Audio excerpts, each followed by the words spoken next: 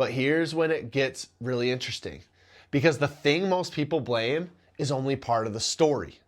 So let's talk about weight. Because yes, weight can matter, but it's absolutely not the whole story.